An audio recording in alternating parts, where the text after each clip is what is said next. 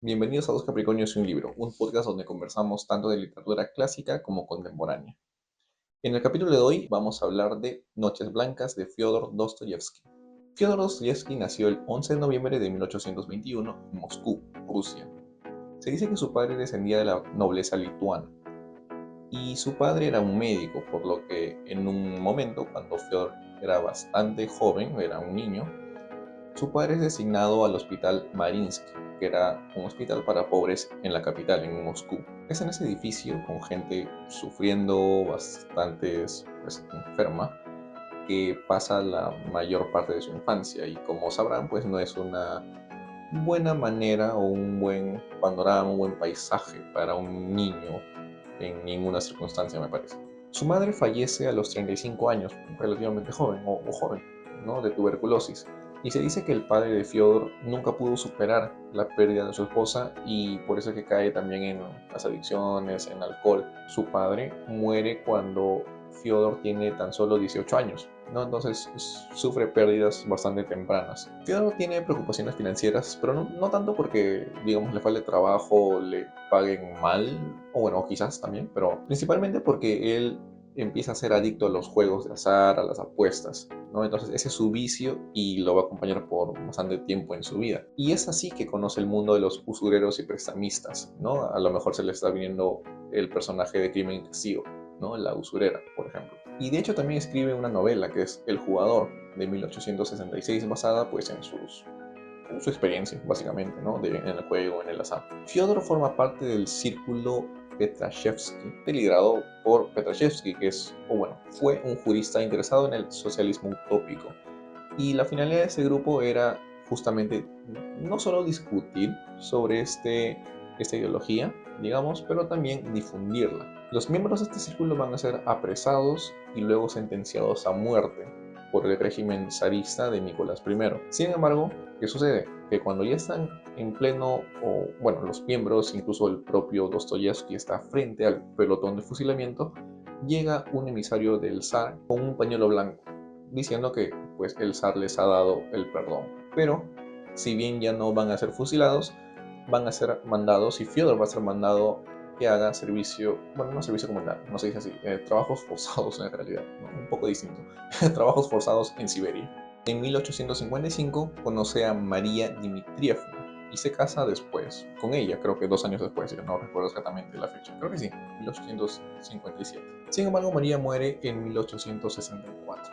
Tiempo después, Fyodor contrata a su secretaria, Ana Grigorievna, que tiene 20 años, una mujer bastante joven. Y es ella quien le ayuda a acabar la novela El Jugador, y lo hacen en tan solo 26 días. En 1868 nace su primera hija con Ana, pero su primera hija fallece de neumonía a las pocas semanas. Entonces ahí ya tiene otra pérdida bastante trágica.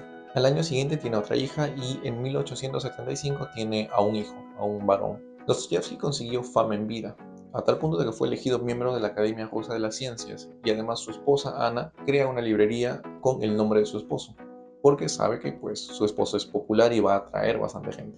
Ya para 1879 la salud del escritor decae mientras está escribiendo Los Hermanos Karamazov, que sería su última novela. Y ya 2 años después, en el 81, el 9 de febrero, Fyodor Dostoyevsky fallece en San Petersburgo. Dostoyevsky es considerado uno de los más grandes escritores de Occidente y quizás de la literatura universal. En su narrativa suele explorar la psicología humana, ¿no? Y es un gran exponente, quizás el mayor exponente de lo que se conoce la novela psicológica, que si recordarán en el capítulo 5 de la primera temporada en el que hablamos de Ernesto Sábato y su novela El túnel, pudimos mencionar un poco y explicarlo también. No, básicamente una novela psicológica es donde la acción no pasa tanto de manera externa, sino más se centra en la mente del personaje, no en la psique del personaje.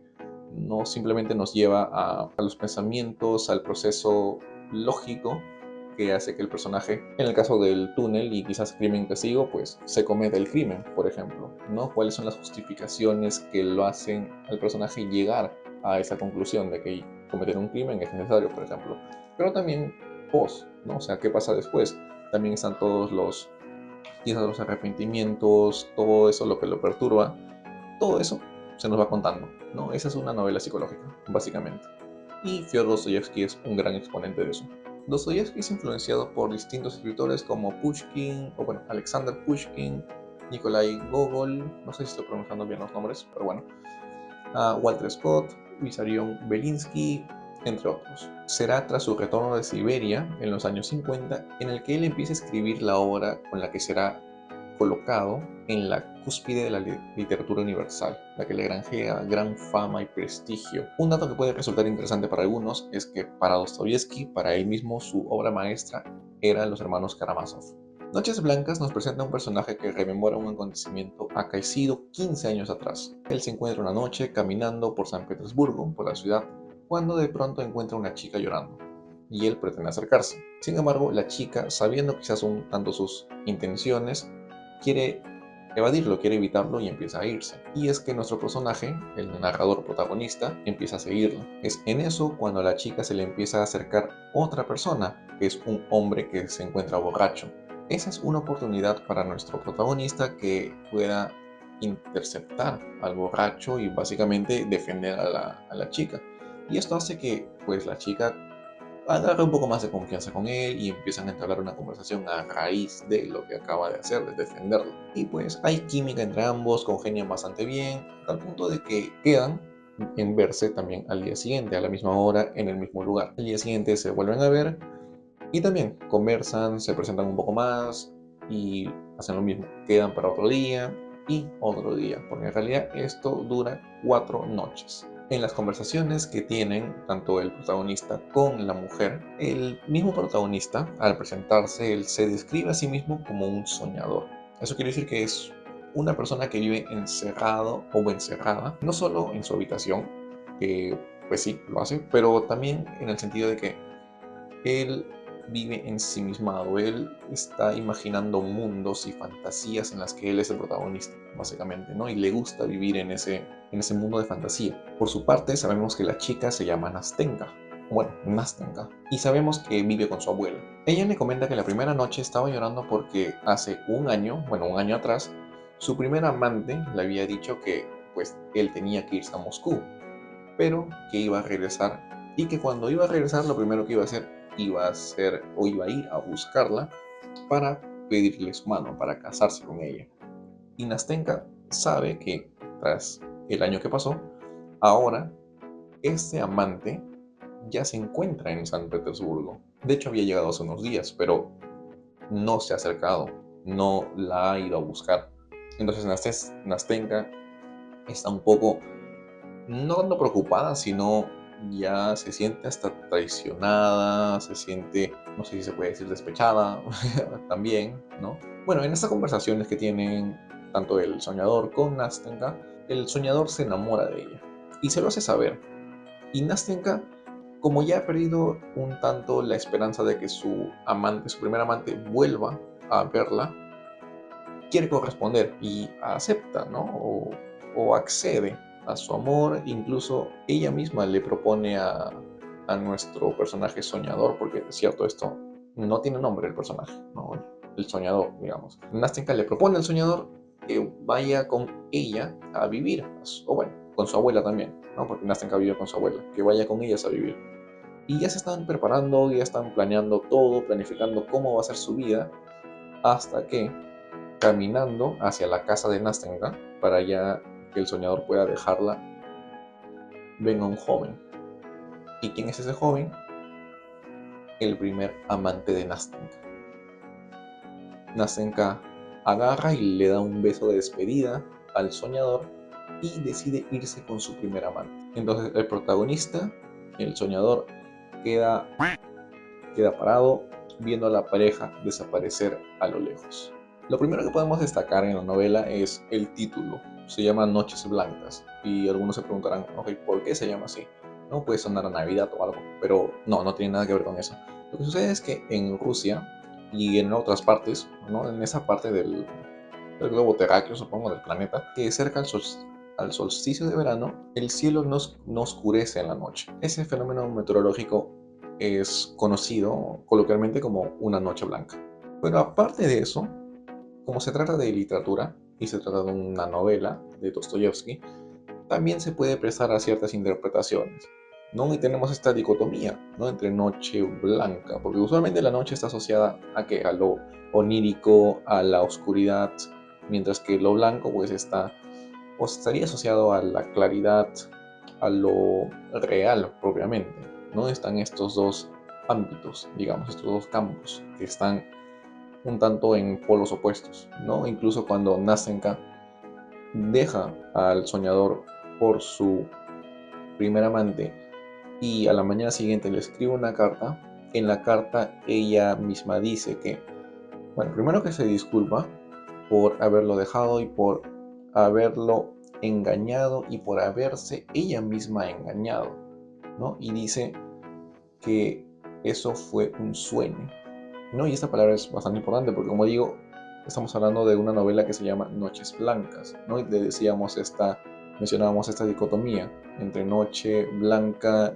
día, perdón, la luz, oscuridad, lo onírico, lo real. Y también es interesante que, o sea, la estructura de la novela son 4 noches, es primera noche, segunda noche, tercera noche, cuarta noche, pero aparte de esas noches hay también una quinta sección que es la mañana.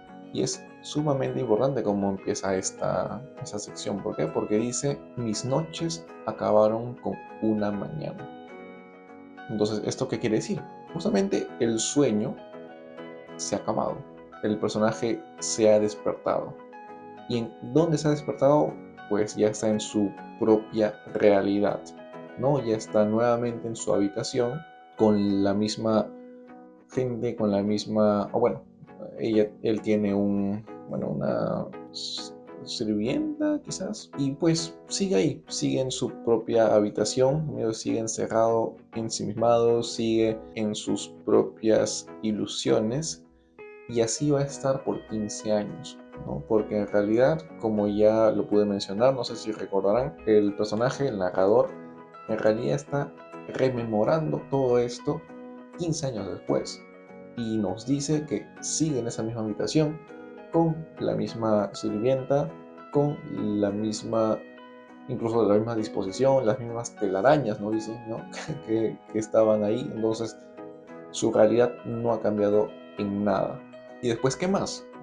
Seguimos en el propio título, ¿no? Se llama Noches Blancas, luego novela sentimental. Primero que nada, sentimental en todo sentido, porque uno, por la propia temática y el contenido, lo que sucede con los personajes, la novela sentimental suele terminar en que pues el amor no termina de concretarse por diversas razones, y esto tiene también su razón de ser o sus raíces en el amor cortés, ¿no? En el que, bueno, se tiene que hay un matrimonio, pero el matrimonio no se entiende como una unión por amor, sino una unión más que nada, una alianza política, social, ¿no?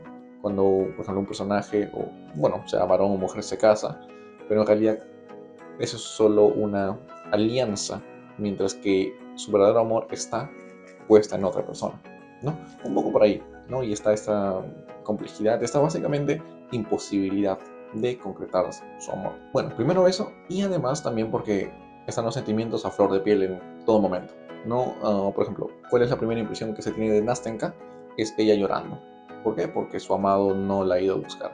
Luego, el propio narrador, el propio soñador, también cuando le revela su amor a Nasenka, también hay lágrimas en sus ojos. Cuando Nasenka ve a su primer amado, a su primer amante, ella también se emociona y empieza a llorar, ¿no? Cuando le da la negativa, o bueno, al día siguiente, después de verse, después de que Nasenka se va con su amado, le manda una carta al protagonista, el protagonista también lo lee y empieza a llorar.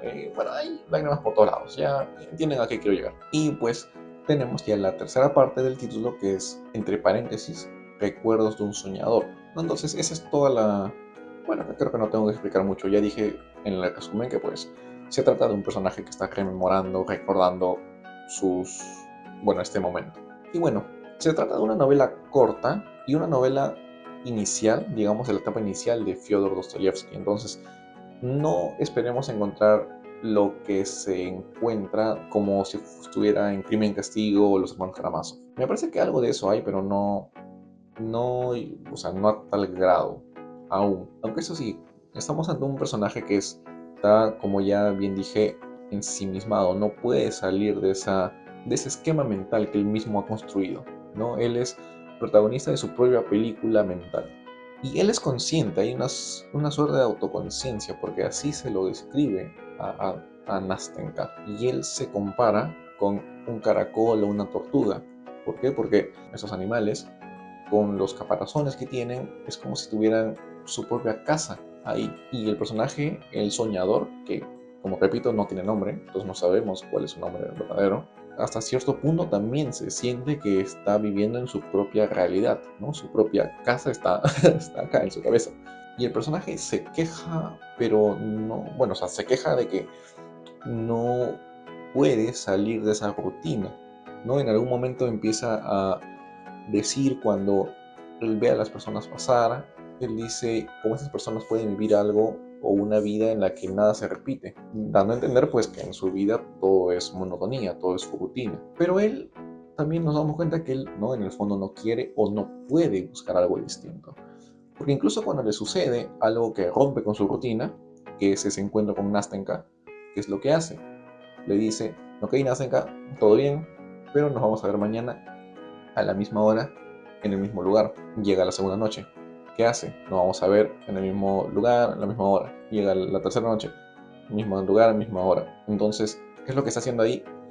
Lo está básicamente convirtiendo en una rutina, una nueva rutina. Es un personaje que, si la semana pasada hablábamos de Madame Bovary, una chica, una mujer que pertenece a la clase media, quizás en un pueblo, que quiere ir más allá de las barreras que se le establecen, quiere romper las barreras.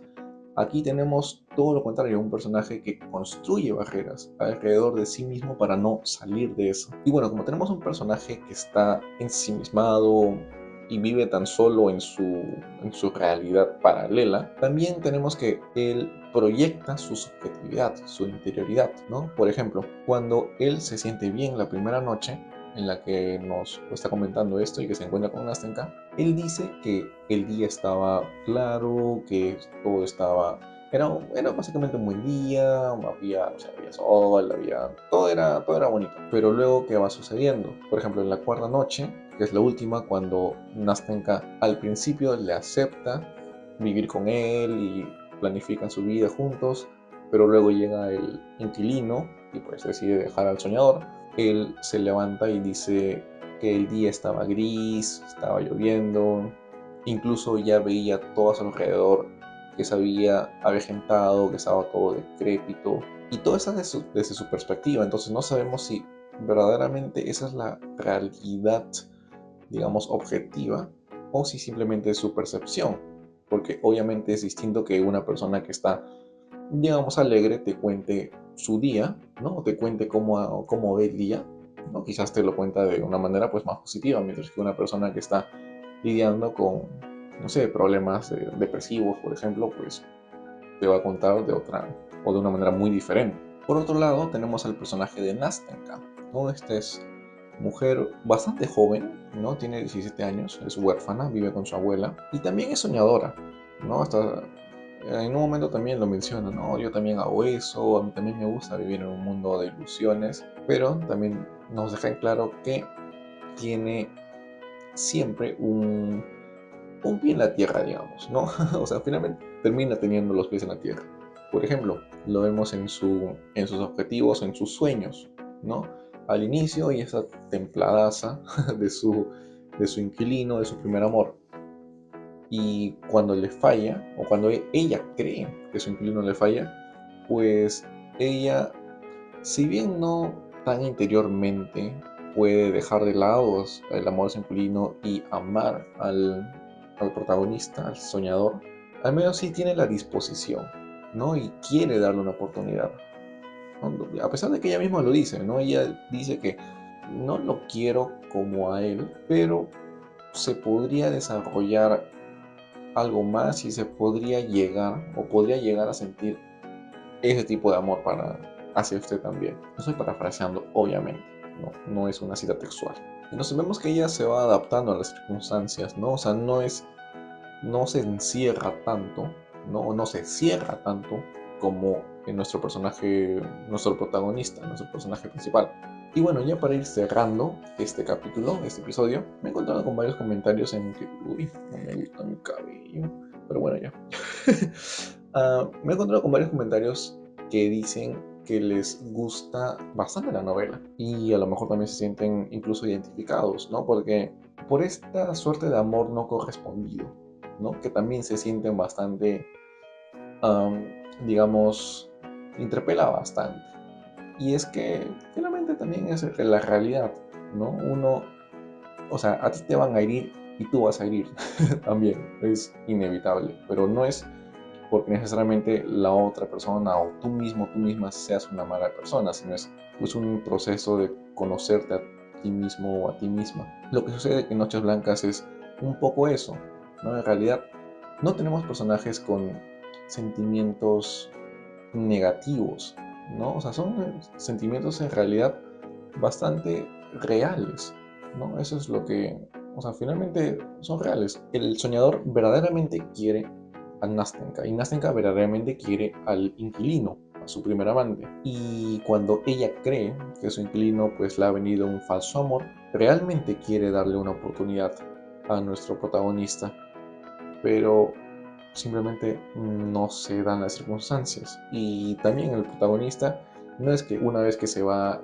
Nastenka con su primer amante o con su amado, no es que le dice, oye, esta Nastenka es una tal por cualquier otra, o sea, no es que se la agarra con ella, no es que se molesta, sino es que hasta cierto punto también sabe qué es lo que ha sucedido. Y tenemos que este personaje en realidad no se sufre por algo que, bueno, nunca pudo ser y que no fue siquiera. Bueno, eso sería todo. Muchísimas gracias por haber llegado hasta aquí. Nos pueden, ya saben que nos pueden escuchar por cualquier plataforma de podcast, sobre todo Apple Podcasts, Spotify, YouTube Music, ¿no? Y también puedes seguirnos en nuestras redes, estamos en YouTube, en Instagram, ¿no? En Instagram estamos, bueno, y en TikTok. En casi todo estamos como dos Capricornios y un libro, nada más. Sin embargo, en Instagram estamos como dos Capricornios y un libro 01. La siguiente semana estaremos sacando un video sobre... Muy bien.